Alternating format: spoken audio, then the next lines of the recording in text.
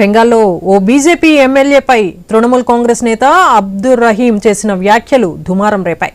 బెంగాల్ నుంచి ఇతర రాష్ట్రాలకు వలస వెళ్లిన 30 లక్షల మందిని బంగ్లాదేశీయులు, రోహింగ్యాలుగా అభివర్ణిస్తూ అసెంబ్లీలో శంకర్ జోష్ చేసిన వ్యాఖ్యలను తప్పుపట్టారు. మళ్లీ ఇలాంటి వ్యాఖ్యలు చేస్తే నోట్లో యాసిడ్ పోసి బూడిద చేస్తానంటూ హెచ్చరించారు. బీజేపీ పాలిత రాష్ట్రాలలో బెంగాలీ వాసులను వేధిస్తున్నారని, నిర్బంధ శిబిరాలలో ఉంచుతున్నారని ఆరోపించారు. బెంగాల్ ప్రజలకు వ్యతిరేకంగా చర్యలు తీసుకుంటున్న బీజేపీని రాష్ట్రం నుంచి బహిష్కరించాలని ప్రజలను కోరారు.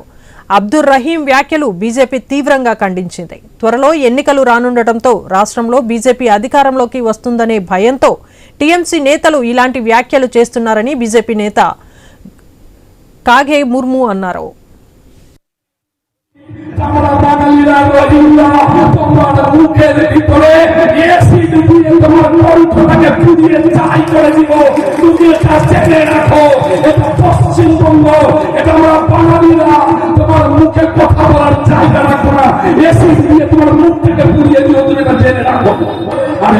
বিজেপিরা যারা প্রতিবাদ করছে না, এখানকার বিজেপিরা যারা বাঙালি হয়ে বাংলার বাঙালিদের সাথ দিচ্ছে না, এখানকার